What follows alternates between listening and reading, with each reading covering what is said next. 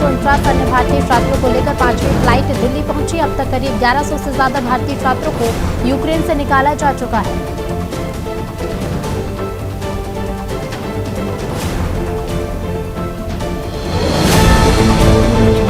5 दिन से जारी जंग में भारी नुकसान उठाने और रूस के राष्ट्रपति व्लादिमीर पुतिन द्वारा परमाणु हमले की परोक्ष धमकी के बाद यूक्रेन चर्चा के लिए तैयार हो गया है। हालांकि अभी ये कहना मुश्किल है कि इससे जंग थम जाएगी।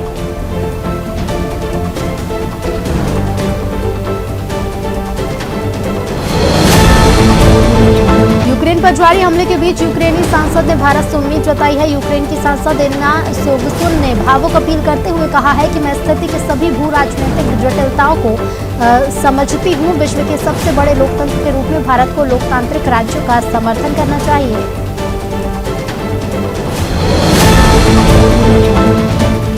रूस से जारी तनाव और युद्ध के बीच यूक्रेन के राष्ट्रपति वोलोदिमीर जेलेंस्की ने ब्रिटेन के प्रधानमंत्री बोरिस जॉनसन के अलावा पोलैंड के राष्ट्रपति एंड्रेज डूडा से रूस के हमले के संबंध में बात की। इस बातचीत में तीनों राष्ट्र मिलकर रूस का जवाब देने को भी राजी हुए हैं। रूस के हमले के खिलाफ यूक्रेन हैग स्थित अंतर्राष्ट्रीय अदालत पहुंच गया है। यूक्रेन ने आईसीजे से रूस को हमला रोकने का आदेश देने का आग्रह किया है। यूक्रेनी राष्ट्रपति ने ट्वीट किया, यूक्रेन ने आधिकारिक तौर पर रूस के खिलाफ आईसीजे में याचिका दायर कर दी है।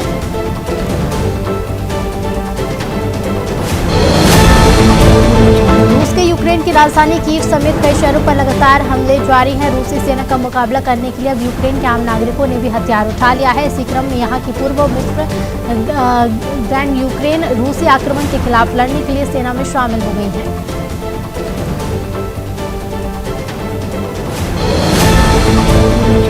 पांच दिन से जारी रूस यूक्रेन जंग में अगले 24 घंटे अहम है। दोनों देशों की सेनाओं को जंग में भारी नुकसान उठाना पड़ा है। पश्चिम देशों के बढ़ते दबाव के बाद रूस के राष्ट्रपति व्लादिमीर पुतिन ने अपनी परमाणु सेना को लेकर रहने का आदेश दिया है। वहीं सोमवार को खार्किव और कीव में शक्तिशाली धमाकों से यूक्रेन खबा था।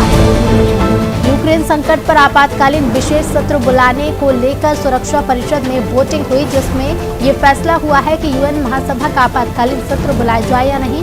भारत ने एक बार फिर से वोटिंग से खुद को दूर रखा है।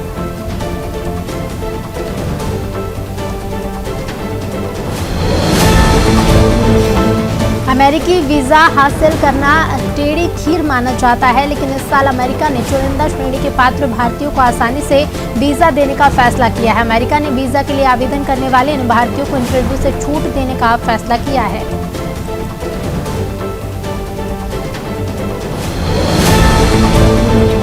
जर्मन चांसलर ओलाफ शोल्ज ने सशस्त्र बलों के लिए एक विशेष 100 अरब यूरो का कोष बनाने का ऐलान किया। शोल्ज ने बताया कि इस कोष को मिलाकर जर्मनी का रक्षा खर्च अब जीडीपी के 2% से ज्यादा हो गया है। द्वितीय विश्व युद्ध के बाद से जर्मनी का ये सबसे बड़ा रक्षा खर्च है। यूक्रेन पर हमले के विरोध में पश्चिमी देशों की तरफ से रूस की घेरेबंदी जारी है। रिपोर्ट के मुताबिक ईयू ने रूस के सभी विमानों के लिए अपने वायु मार्ग को बंद करने का ऐलान किया है। तो वहीं फुटबॉल एसोसिएशन ने कहा है कि इंग्लैंड रूस के खिलाफ सभी अंतर्राष्ट्रीय फुटबॉल मैचों का बहिष्कार करेगा। रूस की ओर से यूक्रेन पर हमले के बाद तनाव पूरे यूरोप में फैलता नजर आ रहा है। रिपोर्ट के मुताबिक पश्चिमी देशों के साथ बढ़ते तनाव को देखते हुए राष्ट्रपति व्लादिमीर पुतिन ने रूस के परमाणु रोधी बलों को अलर्ट पर रहने के निर्देश दे दिए हैं।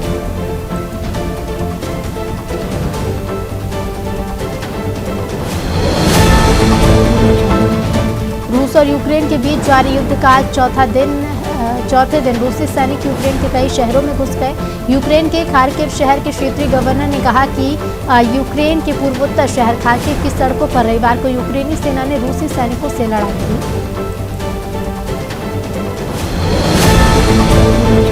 रूस और यूक्रेन के बीच शनिवार को युद्ध का चौथा दिन रहा। इस दिन भी दोनों देशों के बीच आसमान से लेकर जमीन पर खूनी जंग जारी रही। इसी बीच यूक्रेन के राष्ट्रपति वोलोदिमीर जेलेंस्की ने बेलारूस बॉर्डर पर रूस के साथ बातचीत के लिए सहमति जताई है।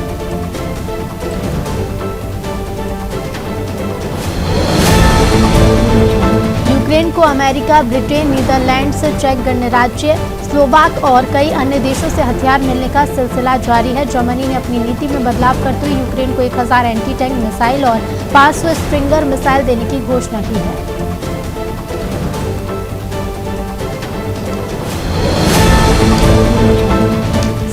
राष्ट्र की परमाणु निगरानी संस्था ने सभी पक्षों से यूक्रेन में परमाणु ऊर्जा संयंत्रों को खतरा पैदा करने वाली किसी भी कार्रवाई से परहेज करने का आह्वान किया है। IAEA ने कहा है कि यूक्रेन में 15 रिएक्टर के साथ 4 परमाणु ऊर्जा संयंत्र हैं।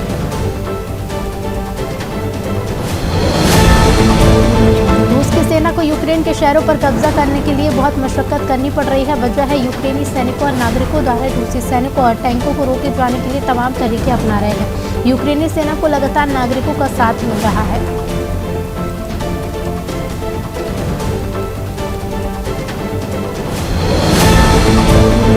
पाकिस्तान के प्रधानमंत्री इमरान खान ने उत्साह और उम्मीदों के साथ रूस का रुख किया था, लेकिन जब वो वापस लौटे तो उनका हाथ पूरी तरह से खाली था। दूसरी तरफ यूक्रेन पर हमले के बीच रूसी राष्ट्रपति व्लादिमीर पुतिन ने उनकी मुलाकात ने अमेरिका को नाराज कर दिया है।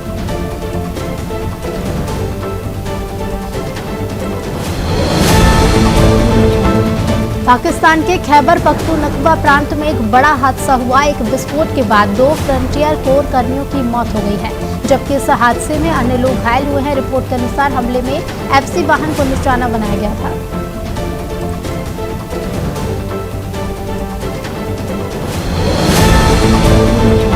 पाकिस्तान के प्रधानमंत्री इमरान खान विपक्ष के दबाव से परेशान नजर आ रहे हैं। अपनी सरकार के खिलाफ आसन अविश्वास प्रस्ताव के खिलाफ समर्थन मांगने के लिए PTI के नेता जहांगीर खान तारीन से संपर्क किया।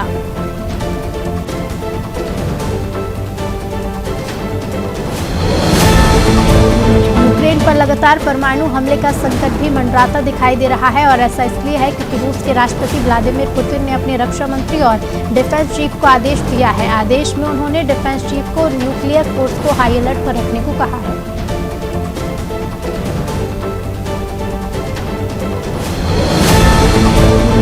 यूक्रेन पर रूस के आक्रमण के बाद लगाए गए प्रतिबंधों की वजह से रूस का रूबल डॉलर के मुकाबले लगभग 30% तक गिर गया। खबर के मुताबिक यह ऐतिहासिक गिरावट है। ऑफशोर ट्रेडिंग में रूबल को 27% गिरावट के साथ 114.33 प्रति डॉलर पर दिखाया गया है।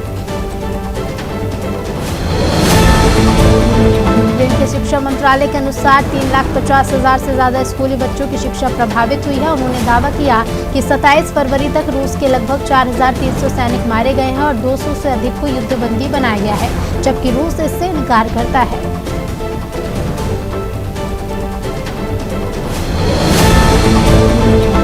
भारत नियुक्त रूस के नए राजदूत डेनिस अलीपोव नई दिल्ली पहुंच चुके हैं। रविवार को यहां उन्होंने विदेश सचिव हर्ष श्रृंखला के साथ बैठक की। बैठक में यूक्रेन में फंसे भारतीय छात्रों की सुरक्षा पर चर्चा की। डेनिस को भारत से जुड़े मामलों पर बड़ा जानकार माना जाता है।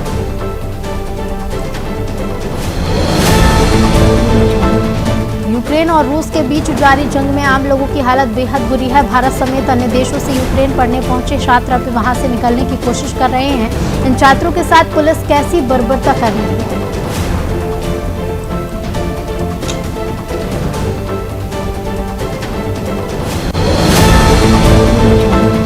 यूक्रेन में फंसे भारतीयों की चिंता भी बढ़ रही है। इसे लेकर प्रधानमंत्री नरेंद्र मोदी ने फिर से उच्च स्तरीय आपात बैठक बुलाई। सूत्रों के मुताबिक यूक्रेन में फंसे भारतीय छात्रों की निकासी के लिए 4 केंद्रीय मंत्रियों को यूक्रेन के सीमावर्ती देशों में भेजा जा सकता है।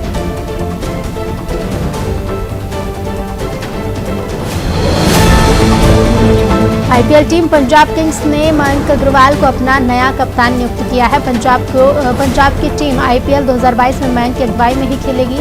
मयंक अग्रवाल से पहले लोकेश राहुल इस टीम के कप्तान थे। अग्रवाल ने इससे पहले एक मैच में पंजाब की कप्तानी की है, जिसमें उनकी टीम को हार का सामना करना पड़ा था। कुंडा विधानसभा क्षेत्र के रयापुर पोलिंग बूथ पर रविवार को मतदान के दौरान सपा प्रत्याशी गुलशन यादव के पोलिंग एजेंट को गाड़ी में भरकर उठा ले जाने और मारपीट करने के मामले में पूर्व मंत्री और कुंडा के निवर्तमान विधायक राजा भैया के खिलाफ कुंडा SC/ST एक्ट सहित विभिन्न धाराओं में मुकदमा दर्ज किया गया है।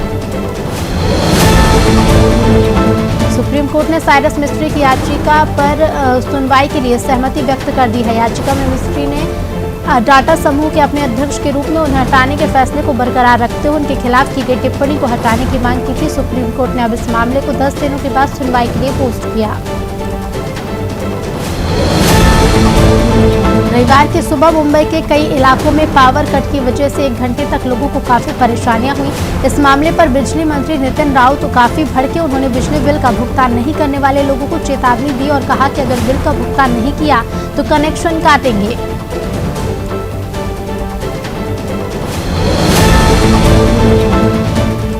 प्रधानमंत्री नरेंद्र मोदी ने DPIIT के पोस्ट बजट वेबिनार को संबोधित किया। पीएम मोदी ने कहा कि इस साल के बजट ने 21वीं सदी के भारत के विकास की गति शक्ति निर्धारित कर दी है।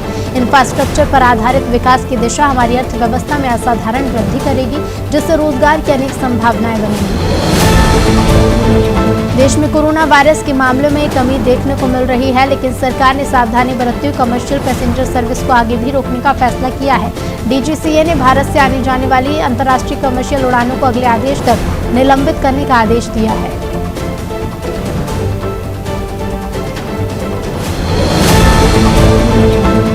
आज पूर्व प्रधानमंत्री मोरारजी देसाई की 126वीं जयंती है। प्रधानमंत्री नरेंद्र मोदी ने पूर्व प्रधानमंत्री मोरारजी देसाई की जयंती पर श्रद्धांजलि अर्पित की। उनकी जयंती के अवसर पर पीएम मोदी ने कहा कि उन्हें भारत को और अधिक समृद्ध बनाने के लिए व्यापक प्रयास किए।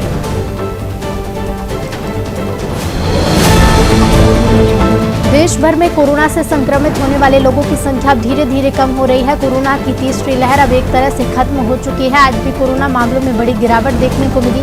केंद्रीय स्वास्थ्य मंत्रालय के आंकड़ों के अनुसार भारत में पिछले 24 घंटे में कोरोना के 8013 नए मामले सामने आए हैं।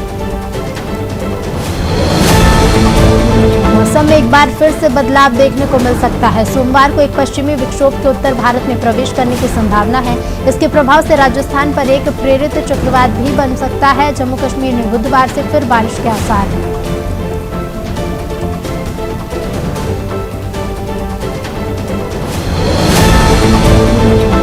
सड़क परिवहन एवं राजमार्ग मंत्रालय की एक अधिसूचना के मुताबिक हिट एंड रन पीड़ितों के स्वजनों को दिए जाने वाले मुआवजे में 1 अप्रैल से 8 गुना वृद्धि हो जाएगी। अभी तक ये धनराशि 25,000 रुपए है, जो बढ़कर 2 लाख रुपए हो जाएगी।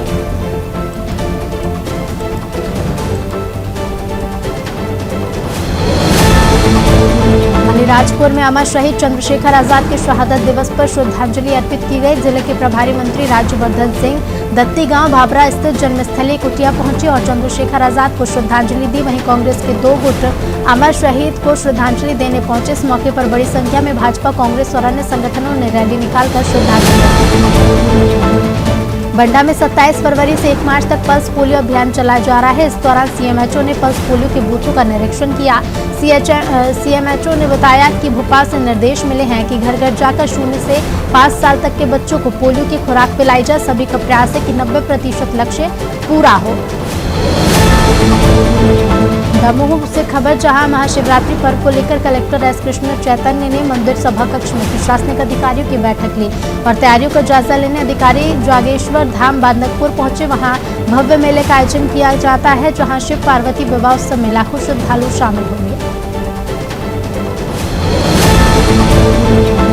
धूलकोट क्षेत्र के ग्राम सुक्ता खुर्द में जनपद CEO और RSEE ने दौरा किया।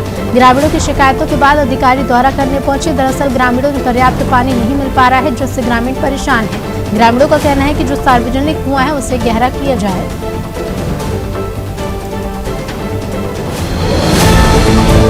इंदौरी कोतवाली में शांति समिति की बैठक का आयोजन हुआ। त्योहारों के मद्देनजर तहसीलदार की मौजूदगी में शांति समिति की बैठक हुई, जिसमें तहसीलदार बिसेन सिंह ठाकुर, कोतवाली प्रभारी, गणमान्य नागरिक सहित आमजन मौजूद रहे।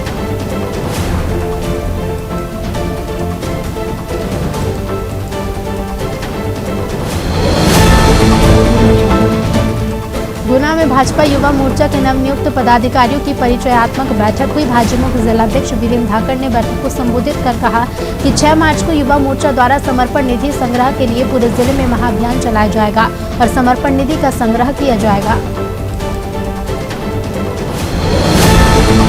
रसूलगंज में राजपूत कन्या सेना ने सूर्य यात्रा का आयोजन किया गया, जिसमें वाहन रैली निकाली गई। साथ ही शासकीय उत्कृष्ट विद्यालय प्रांगण में कार्यक्रम का आयोजन कर विभिन्न मांगों को लेकर तहसीलदार को ज्ञापन भी सौंपा गया है।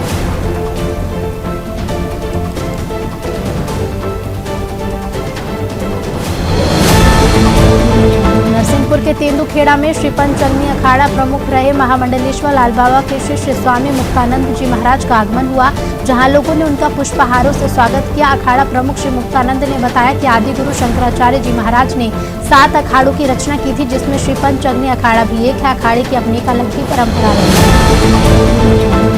घाटी गांव एसडीएम और नगर परिषद मोहना के सीएमओ पर लेन देन का भ्रष्टाचार का आरोप लगाया है। कांग्रेस विधायक लाखन सिंह यादव ने बताया कि लोगों से शिकायतें मिल रही हैं कि नगर परिषद मोहना में नगर के बाहर के लोगों को सीएमओ और एसडीएम ने लेन देन कर नौकरी पर रखा है, जबकि मोहना नगर के लोग बेरोजगार घूम रहे हैं।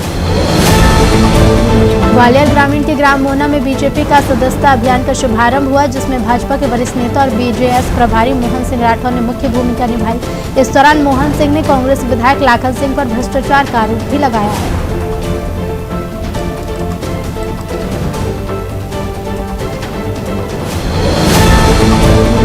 उत्तराखंड के जसपुर में प्रेम प्रसंग में रोड़ा बनी पत्नी और सास की गर्दन पर एक शख्स ने वाटर मारकर हत्या कर दी और घर के गेट पर ताला लगाकर फरार हो गया। सूचना पर एएसपी और सीओ पुलिस बल पहुंचे और ताले को तोड़वाकर घटना का जायजा लिया। फिलहाल आरोपी की तलाश जारी है।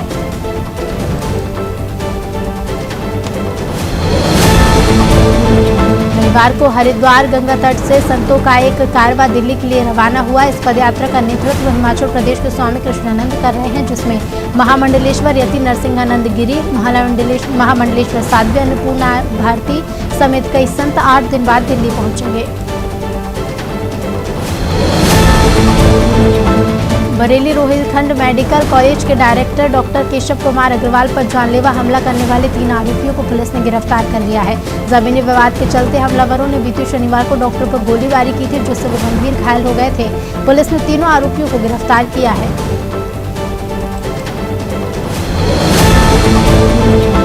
अमरोहा के कोतवाली क्षेत्र गजरौला के नेशनल हाईवे 24 पर कारों से लदा हुआ कंटेनर पलट गया। हादसे में चालक घायल हो गया। घटना की सूचना पाकर पुलिस मौके पर पहुंची और घायल को एम्बुलेंस की मदद से अस्पताल पहुंचाया, तो वहीं पुलिस मामले में आगे कार्रवाई में जुट गई है।